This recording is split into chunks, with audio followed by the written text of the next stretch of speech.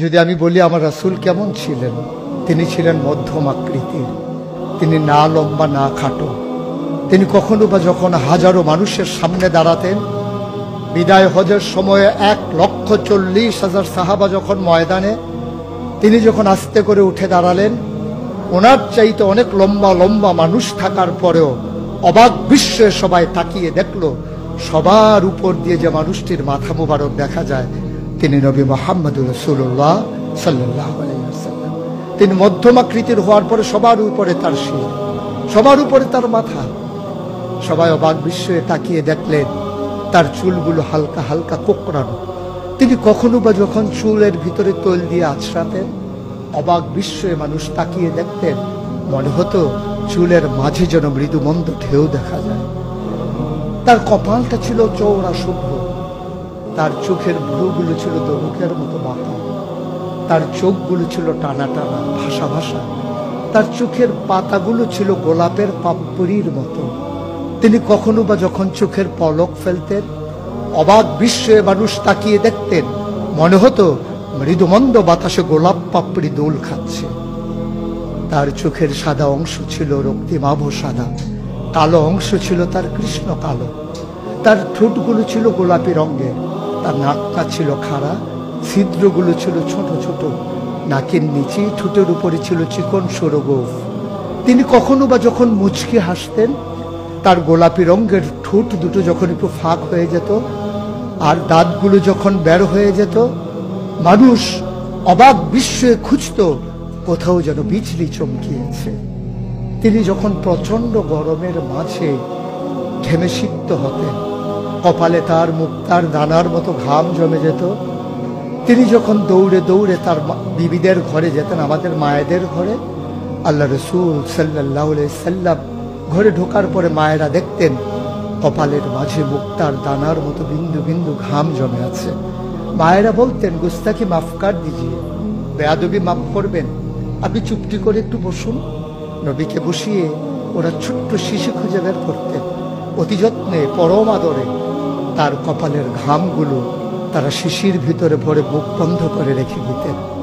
ঈদ যখন আসতো, বিয়ে যখন হতো, জমানো ঘাম তারা আতর হিসেবে ব্যবহার করতেন।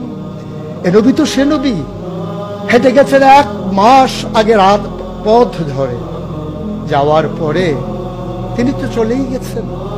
1 মাস পরে যখন আবার ওই পথ মারিয়ে কোনো এক সাহাবা যাচ্ছেন, স্থানীয় বাসিন্দা যারা রাস্তার কিনারে যাদের ঘর, তাদেরকে ডেকে বললেন, ভাইরা এ পথ দিয়ে কি আমার নবী হেঁটে গেছে কখনো? বলেছে, সে তো 1 মাস আগের কথা, তুমি বুঝলে কেমনে? মুচকি হেসে সাহাবা জবাব দিলেন, হেঁটে গেছেন 1 মাস আগে, কিন্তু আজও সেই পথে নবীর গায়ের জান্নাতি গন্ধ পাওয়া যায়।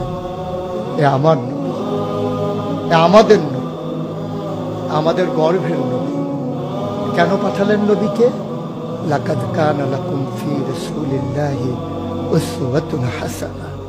তিনি মডেল, তিনি আইডল, তিনি আইকন, তিনি অনুপম আদর্শ, তিনি আমাদের জন্য উসওয়াতুন হাসানা। তিনি পথ দেখিয়েছেন কেমন করে একটা ছেলে তার মায়ের কাছে ভালো সন্তান হতে পারে। তিনি আঙ্গুল দিয়ে দেখিয়ে দিয়েছেন কেমন করে কোনো এক স্ত্রীর কাছে ঈর্ষণীয় স্বামী হওয়া যায়। তিনি আচরণ করেছেন মা আয়েশার সাথে এমন যে আচরণ আজও যদি কোনো মেয়েরা করে, তাহলে তার স্বামী হবে তার কাছে সেরা স্বামী। শুধু সেই স্বামী তার স্ত্রীর সাথে সেই ব্যবহার করে। আল্লাহ রাসূল সাল্লাল্লাহু আলাইহি সাল্লাম আদরের নাতি হাসান হুসাইনের সাথে এমনই মধুর ব্যবহার করেছেন। কেউ যদি সেরা নানা হতে চায়, কেউ যদি সেরা দাদা হতে চায়, সেজন্য নবীজি যে আচরণ করেছে হাসান হুসাইনের সাথে, সেই আচরণ করেছে তার নাতনি নাতনির সাথে, তাহলে সে হয়ে যাবে সেরা নানা। কেউ যদি আদর্শ শিক্ষক হতে চান, কেউ যদি হতে চান উত্তম আদর্শের অনুসারী, তাইলে আল্লাহ রাসূল সাল্লাল্লাহু আলাইহি সাল্লামকে আল্লাহ নিজেই জানিয়ে দিলেন যে আমি তো আপনাকে দান করেছি ইন্নাকা লাআলা খুলুকিন আযীম, আপনি হচ্ছেন উত্তম থেকে উত্তমতর চরিত্রের অধিকারী। চরিত্র হচ্ছে 3 রকম, খুলুকুল হাসান, খুলুকুল করিম, খুলুকুল আযীম। খুলুকুল হাসান মানে হচ্ছে আপনাকে একজন গালি দিয়েছে, আপনি হুবহু সেই গালিটা দিয়েছেন। আপনাকে বলেছে তুমি বদ, আপনি বলেছেন আমি না, তুমি বল। এটা হচ্ছে হাসান। আপনাকে বলেছে তুমি সাংঘাতিক খারাপ, আপনি চুপ মেরে হেঁটে চলে গেছেন মাথা নিচু করে, আপনি হচ্ছেন খুলুকুল কারীম। আর আপনাকে বলা হলো তুমি খুব খারাপ মানুষ, আপনি চুপ করে তো চলে গেলেনই, মসজিদে গিয়ে আপনি হাত উঠিয়ে দোয়া করছেন, মাওলা সে হয়তো বুঝিনি, সে যদি বুঝতো আমাকে হয়তো বলতো না, তার জন্য উল্টা আপনি দোয়া করে দেবেন। এটাকে বলে খুলুকুল আযীম, যেটা ইন্নাকা লা আলা খুলুকিন আযীম। আল্লাহ বলছেন, ও নবী, আমি হলাম সর্বোত্তম মর্যাদার অধিকারী, আর আপনি হচ্ছেন সর্বোত্তম চরিত্রের অধিকারী। সুতরাং যার কোনো তুলনা হয় না, তুলনা মেলা ভার, জুড়ি মেলা ভার।